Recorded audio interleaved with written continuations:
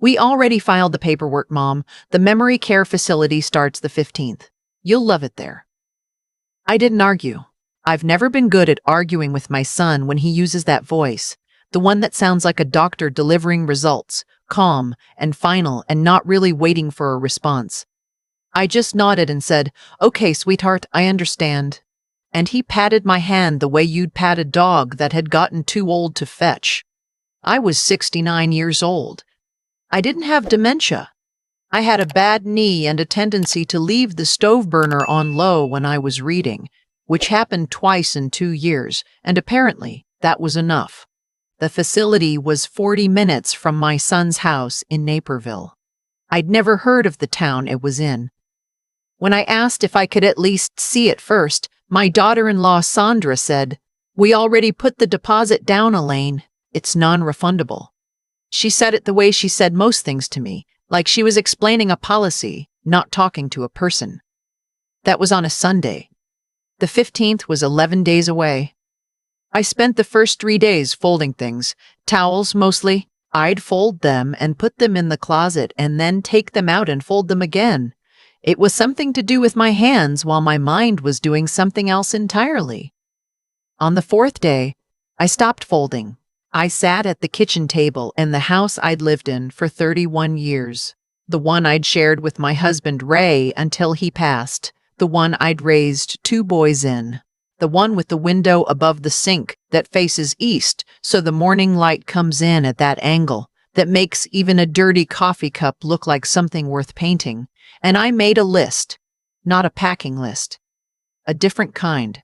What I had: a car with 74,000 miles on it, a checking account Ray and I had kept separate from the family money since 1987, 2 credit cards in my name alone, and a cousin named Bet who lived in Asheville, North Carolina, who I hadn't spoken to properly in 6 years, but who once told me that if I ever needed a floor to sleep on, her floor was mine. I called Bet that night. She picked up on the second ring. I could hear a television in the background and the sound of someone scooping ice. "Elaine," she said, not surprised, the way only family can say your name. "I was wondering when you'd call." I didn't ask what she meant by that. I just said, "Is your floor still available?" She laughed. "I've got a whole guest room. Come tomorrow." I didn't come tomorrow.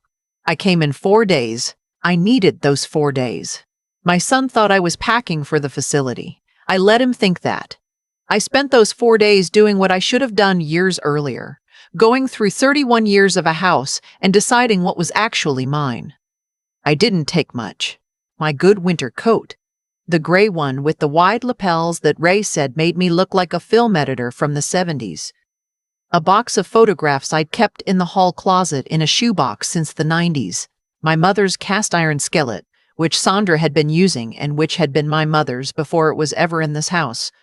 My reading glasses, 3 pairs, because I lose them, and a small canvas bag of seeds I'd been saving for years: tomatoes, basil, 2 kinds of squash, the kind of thing you carry with you when you're not sure what comes next, but you want to be able to make something grow. I left a note on the kitchen table. It said, "I'm not confused. I'm not lost. I'm fine, and I'll be in touch when I'm ready. Don't look for me." I left in the name of the facility so they'd know the deposit wasn't wasted. Someone else could use that room. I drove out on a Tuesday morning at 6 a.m. before my son's lights were on. I didn't cry until I hit the highway, and even then, it wasn't the kind of crying that means you're broken. It was the other kind. The kind that means something has finally been released. Bet lived in a yellow house on a dead-end street in a part of Asheville that smelled like wood fires and wet leaves. She met me at the door in a bathrobe and reading glasses, holding a mug that said, "Not today," in large block letters. She looked older than I remembered, which meant I probably did too. She looked me up and down, took in the single bag and the box of photographs, and stepped aside. "You hungry?" she asked. "Starving," I said. She made eggs and toast, and we sat at her small, round kitchen table while I told her the whole thing from the beginning. She didn't interrupt. She sipped her coffee and looked at me steadily, and when I finished, she said, "Sandra is a piece of work. She's not entirely wrong that I left the burner on." "Elaine," Leaving a burner on doesn't mean you need memory care, it means you need a post-it note. I hadn't laughed like that in months. My whole chest opened up. Bet's guest room was small and had a slanted ceiling and a window that looked out onto a yard full of dormant rose bushes. The mattress was old but firm. There was a quilt on the bed that smelled like cedar. I lay down on top of it that first night and stared at the ceiling and thought, no one knows exactly where I am. And then I thought, that is the most peaceful thing I've felt in years. I turned my phone off. Not permanently, just for a while. I needed the silence more than I needed to know what they were saying. In the mornings, Bet and I walked. She had a route she did every day, 40 minutes through the neighborhood and down to a small park with a creek. She walked fast for a woman with a bad hip. I had to hustle to keep up. On the third morning, she said, "You can't stay in the guest room forever." I know, not because I want you gone, because you'll go soft if you don't have a thing. A thing. Something to get up for.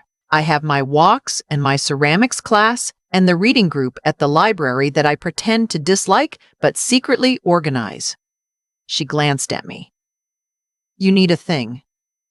I thought about that for the rest of the walk. The next day, I drove into town and parked on a street I didn't know and just walked. Asheville is the kind of city that rewards wandering.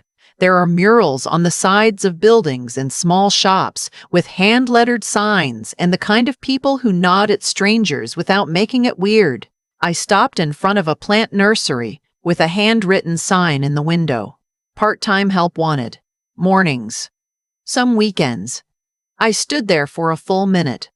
I'd been gardening since I was 30. I knew the names of things, not just common names, but the Latin ones, the family lineages, the soil preferences and the sun requirements, and the particular stubbornness of certain varieties when the humidity rises.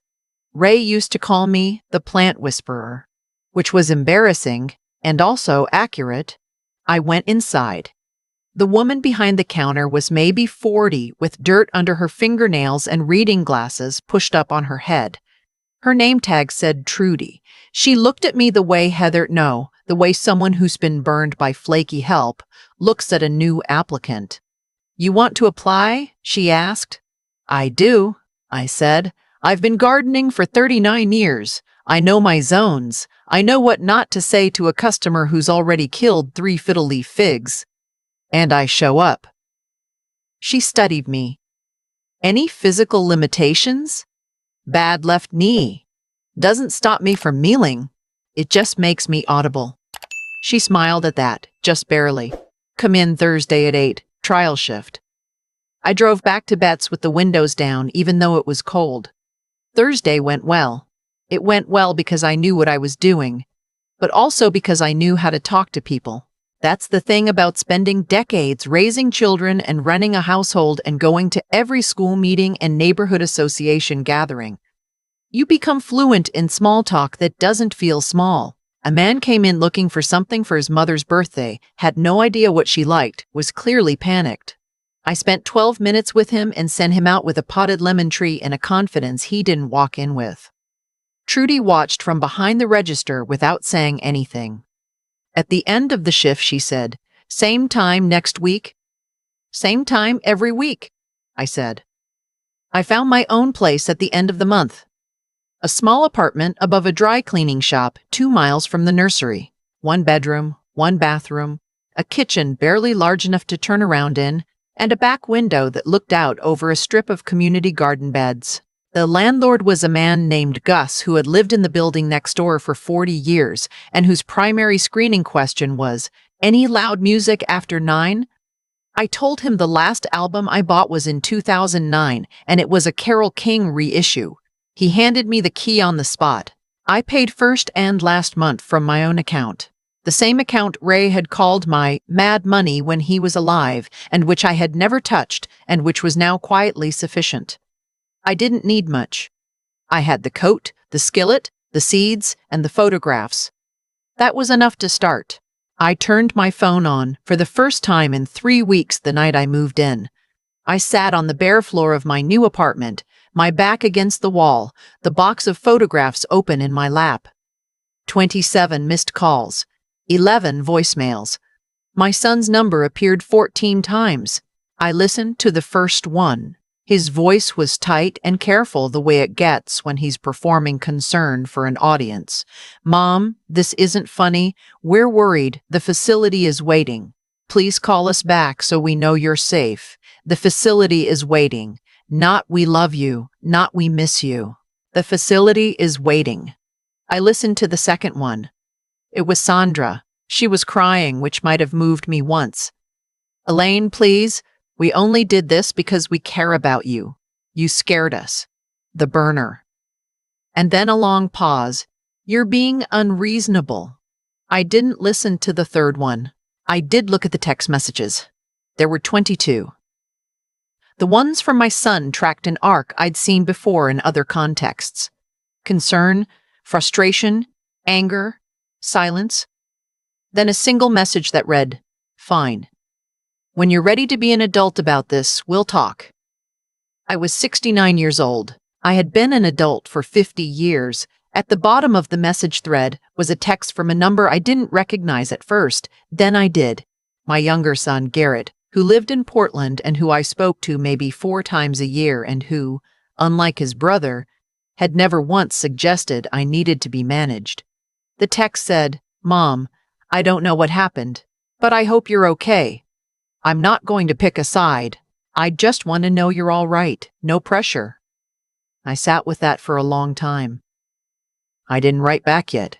Not because I didn't want to, because I needed to finish unpacking first, and I needed to do it on my own, and I needed to sleep one full night in my own apartment on my own floor before I let any of them back in, even the good ones.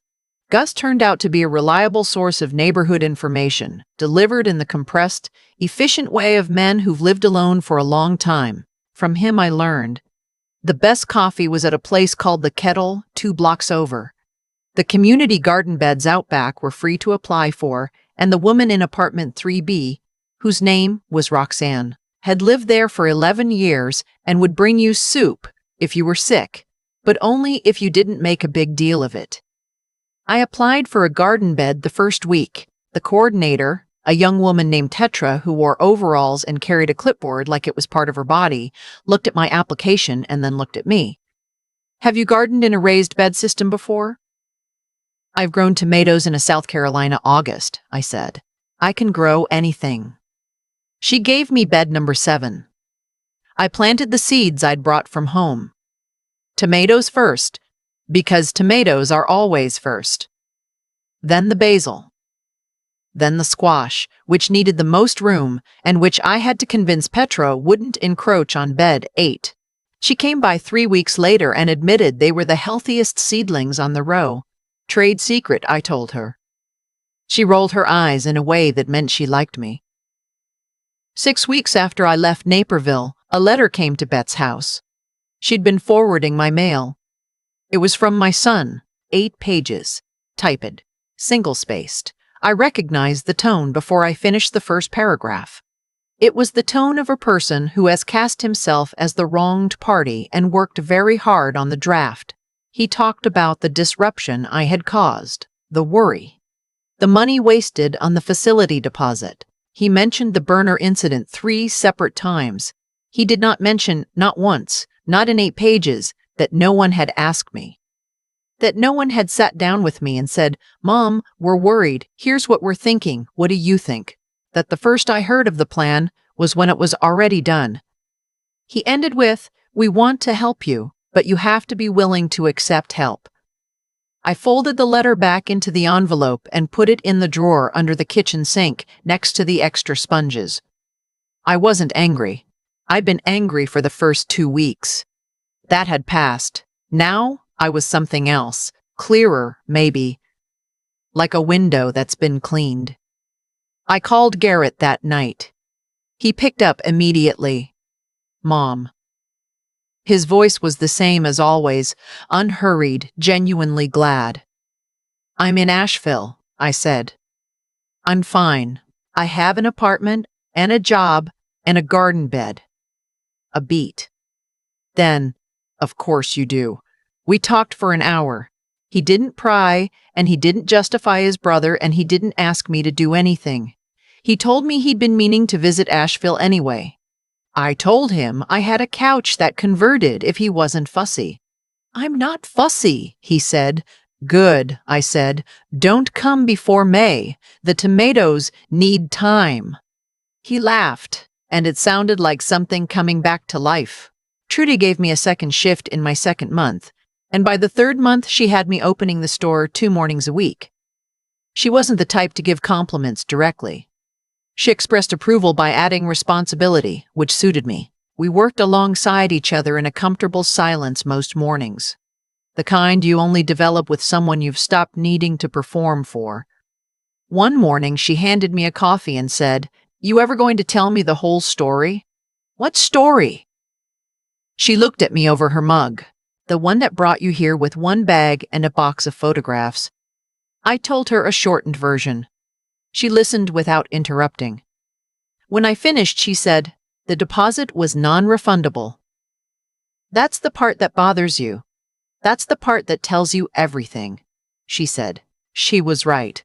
It told you everything. A second letter came in early spring. This one to my apartment.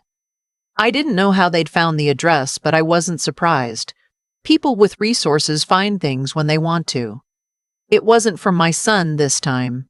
It was from an attorney.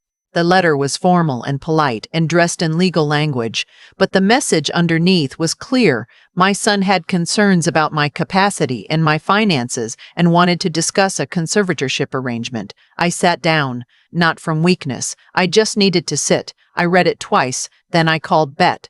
"I need a lawyer," I said. "I have one," she said. "Her name is Iris. She doesn't mess around. I'll text you her number."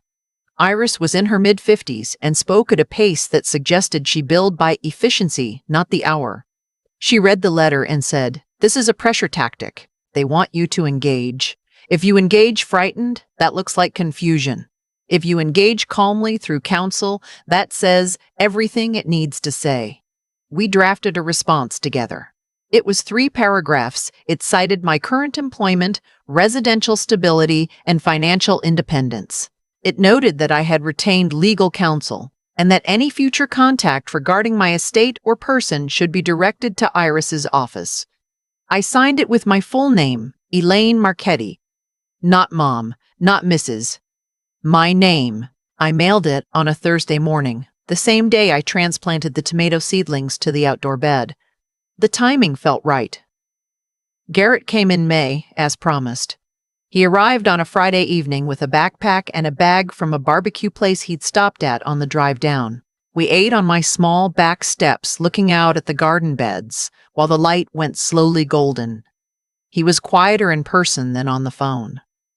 But it was a comfortable quiet, the kind that fills in around the edges of things rather than emptying them out. "You really okay?"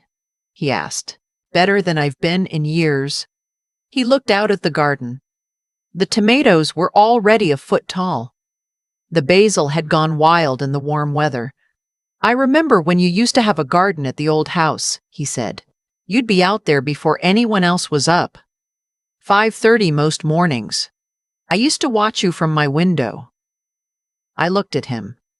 "I didn't know that." "You always looked like you were somewhere else when you were in the garden," he said. "Like that was the one place you were just yours." I didn't say anything for a moment. Then, it was. We ate in silence for a while. The tomatoes moved in a small breeze. A bird I didn't know the name of landed on the fence at the end of the row. "Are you going to talk to him eventually?" Garrett asked. He didn't have to say which him. "I don't know," I said. "Not yet." He nodded.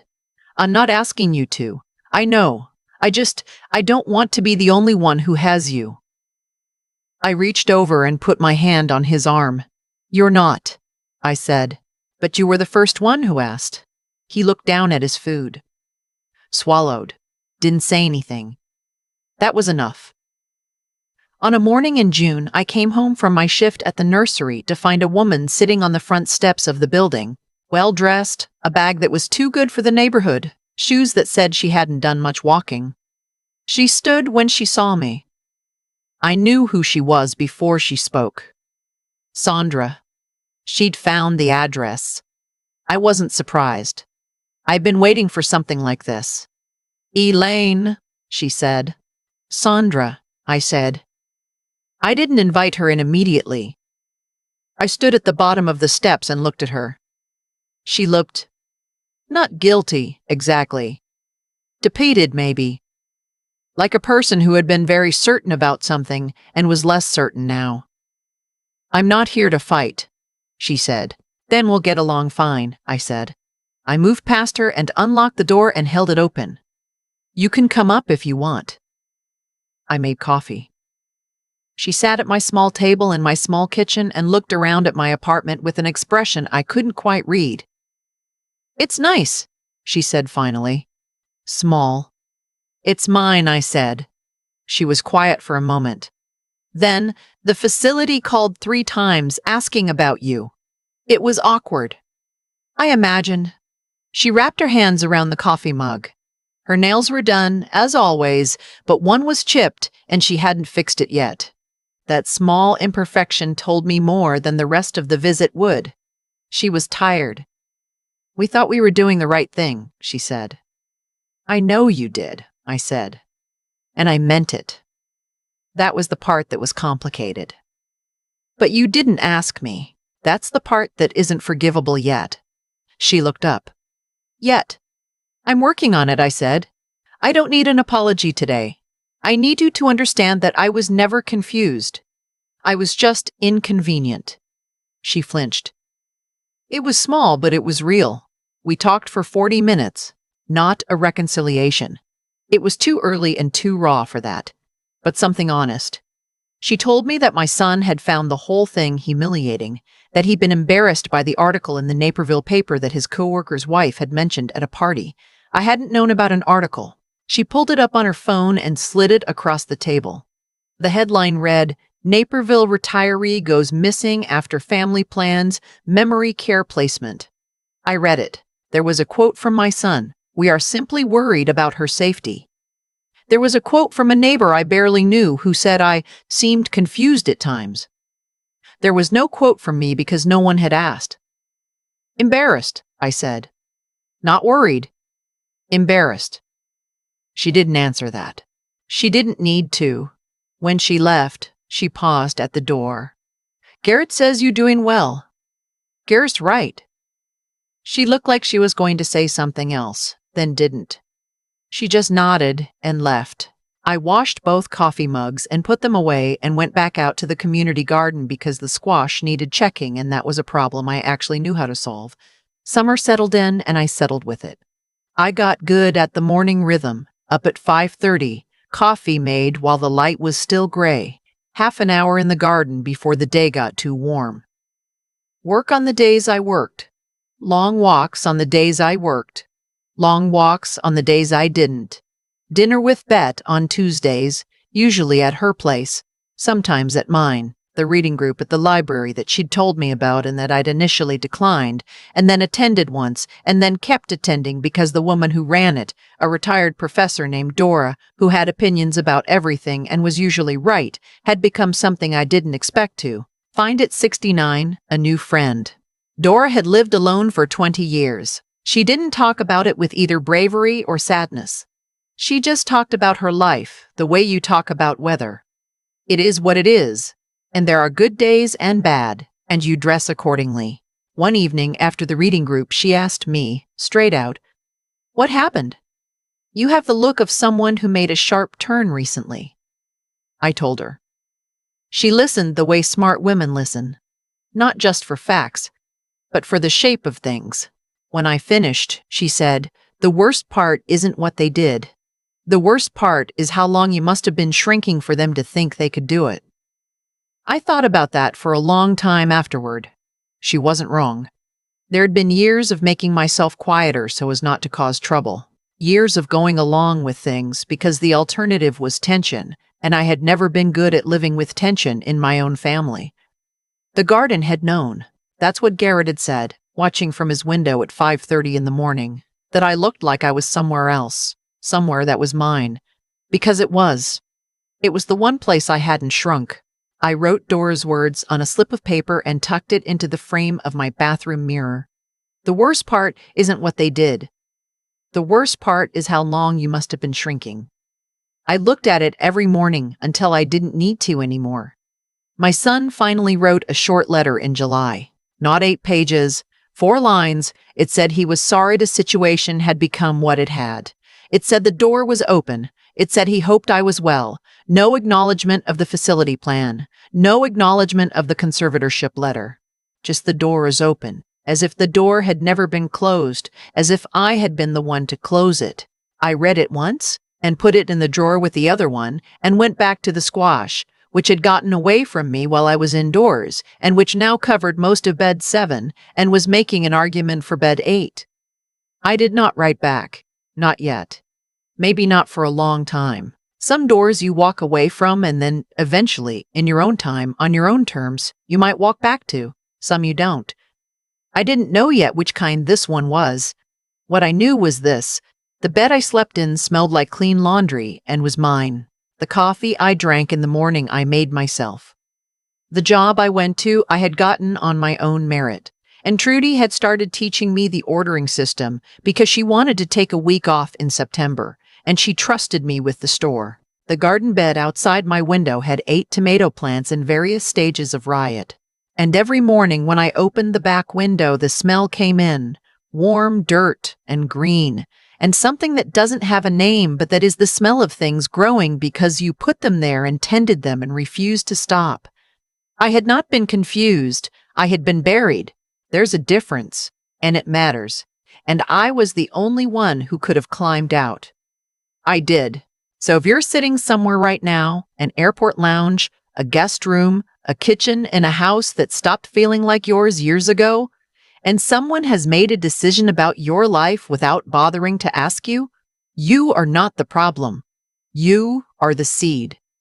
And you already know how to grow. Come back and tell me when you do. I'll be here, right where I planted myself, and if this found you at the right moment, leave a comment, share it with someone who needs to hear it. It's never too late to take up the space you were always supposed to have. I've thought a lot about the word reasonable since that day. My son used it in his letter, 8 pages of careful, single-spaced grievance, and it was the word that stayed with me the longest. Be reasonable. As if 69 years of reasonable hadn't been the exact thing that got me to that kitchen table, folding and refolding towels while someone else made decisions about where I would spend the rest of my life. There's a cause and effect in how we train people to treat us. I don't say that with self-blame. I say it because it's true and because understanding it is the only way through. For years, I had been quiet when I should have spoken. I had accepted arrangements made without my input because the alternative was conflict, and I had been raised to believe that keeping the peace was the same thing as keeping the family. It isn't. Keeping the peace for too long just teaches everyone around you that your peace doesn't matter. Sandra didn't file that paperwork out of cruelty. She filed it out of the very reasonable assumption that I would go along. That assumption didn't come from nowhere. I had given her years of evidence for it. That's the part that took me the longest to sit with. Not the anger. The anger was easy and it passed. But the recognition, the understanding that what happened to me was the logical conclusion of a long pattern of making myself smaller, and that the only person who could have interrupted that pattern was me. What I know now, standing in my garden in Asheville with dirt under my fingernails and a Thursday shift at the nursery, and a phone that rings with Garrett's number more than anyone else's. What I know is that intelligence without courage is just a way of understanding your own cage. You can be smart enough to see exactly what's happening and still not do anything about it, because doing something requires you to accept the discomfort of being misunderstood, of being called unreasonable, of having someone say you've made a scene when all you did was leave. Elaine, me. I am not a cautionary tale. I hope I'm not anyway. I hope what I am is evidence that the turning point doesn't have an age limit. That you can be 69 years old with a bad knee and a box of old photographs and still make the choice that changes everything. The hard thing isn't making the choice. The hard thing is deciding you're worth the disruption. Garrett knew where I was before I told him. Not literally, but he knew I was somewhere that was mine, and he didn't panic about it. He just waited and said no pressure, and that was the whole difference between him and his brother, distilled into 2 words. Some people in your life understand, even when they can't explain why, that you are a person who deserves room. Hold those people carefully. The seeds I brought from home grew, all of them. 8 tomato plants in full riot. Basil that's become slightly out of control. Squash that Petra had concerns about, but has since come around on. I planted them in ground that wasn't mine 3 months ago, and now they are the tallest things in the row. That's not a metaphor. It's just what happens when you finally put something in the right soil and stop apologizing for how much space it needs.